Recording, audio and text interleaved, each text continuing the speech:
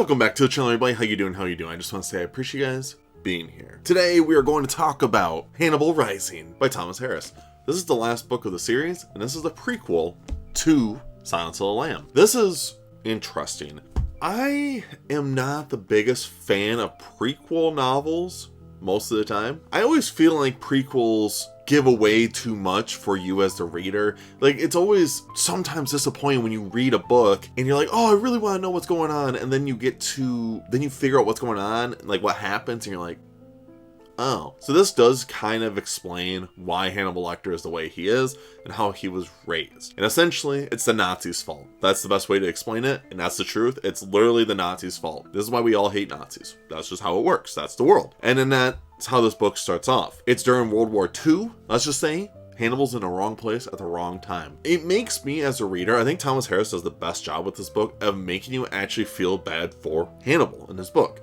Because when you meet Hannibal Lecter in Silence of the Lamb, and a little bit in The Red Dragon, you clearly don't feel bad for him at all, especially in Silence of the Lamb and in Hannibal. You don't feel bad for him. You know he's a monster. And Thomas Harris does a great job of really just pounding that in your head of him being a monster. But in this book, you first meet him as an innocent little boy. He's very smart, he's very intelligent, and he just loves his sister. And that is a big driving part of actually what happens in this book. And I feel like that's what happens with the rest of the series, which is just such an interesting thing. Especially in Hannibal, he mentions a lot of his sister. A lot. Because Silence of the Lamb, you don't really get that, but in Hannibal, you do get to be through the lens and through the mind of Hannibal Lecter, which is really cool. In this one, you really do get to see everything. And this is the best way to explain this book is it's a revenge story. That's all it is.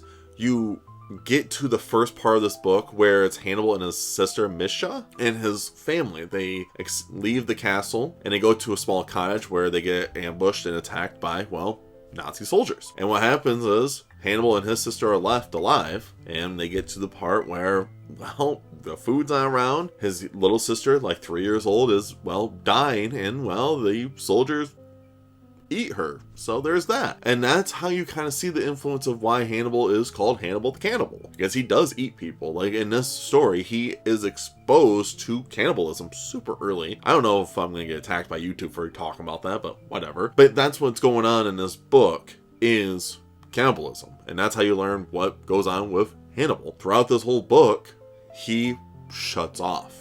And one of the police, I kept calling him Pompey because I think that's how you pronounce him. He talks about how that cottage killed the boy and now it's just a shell of a monster.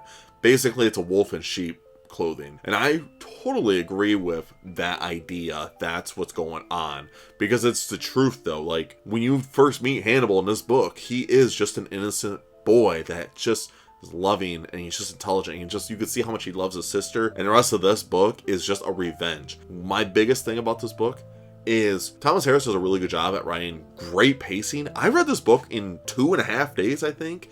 Easily 2.5 days. I was so surprised how fast I breezed through it. I also think just because it's bigger font and it's just quicker pace compared to like Blood Meridian, because I did read Blood Meridian right before I read this, and Blood Meridian's way more dense and it's just smaller font, everything. So I started reading this, I was just, wow, this book is a quick read. But in general, I think I said that for every single one of his books.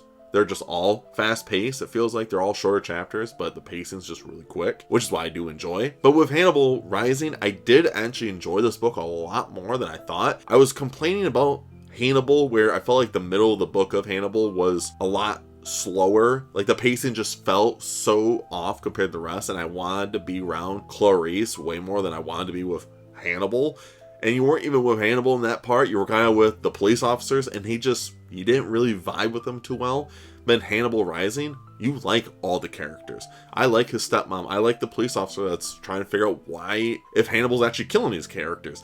He's like, the police officer's like, you are doing this. I know you are. And Hannibal's like, what are you talking about? Me? Why would I do that? So, and it's really cool. And the first time you get to see Hannibal actually kill somebody is someone that makes fun of his mom, his stepmom, who is Asian. So he says some racist things to her, and Hannibal loses his mind, just beats the crap out of him, and later on he just kills him, which is just makes sense. So when I'm reading this book, you can see why Hannibal is the way he is. It's just trauma, childhood trauma. And I get into a lot of the murder mystery kind of things, crime thriller, not audiobooks, but on like podcasts. I listen to Call Me Chris, I think that's what her name is. She does a lot of really cool deep dives of like murderers and stuff, and a lot of them are always from childhood trauma. Usually it's from the parent. They always kill someone of the same sex of the parent, usually, which is just such a bizarre thing. It's just so crazy when you think about that inside the minds of a killer. It just blows my mind. That's the same thing with Hannibal Rising. I actually was really interested in see how Thomas Harris was going to approach this, because he did study a lot of criminal activities, but he was really deep into the criminal justice system of learning the minds of killers and stuff. So I think that's one reason why he was like, I'm going to write this. And then I don't think he expected to like have such a popular book series. Obviously, Silence of the Lamb is like one of the most iconic books or movies. Like I have it playing right there. Clarice, goated. Jodie Foster, goated. Movies, just in general. Silence of the Lamb is awesome. With this, that's why I was so interested to check out this series, because I didn't even know it was a series.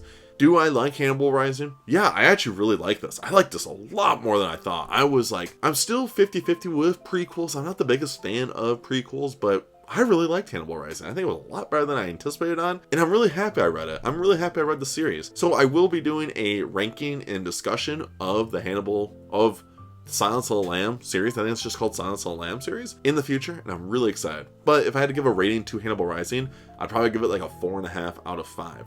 I don't think it's a 5, but I definitely don't think it's a 4. So sadly, because of Goodreads, you can't give half stars.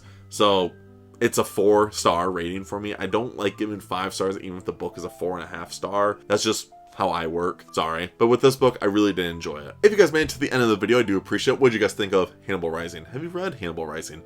Have you been thinking about reading the Hannibal Lecter series? Let me know down below. Are you into this kind of stuff? What other mystery, thriller, cop book series I should check out in the future? I'm slowly getting into these kind of things because I like to dip my toes into it. It's kind of fun. Let me know which ones I should check out next. And of course, make sure you guys stay safe, stay humble, and tell someone you love them.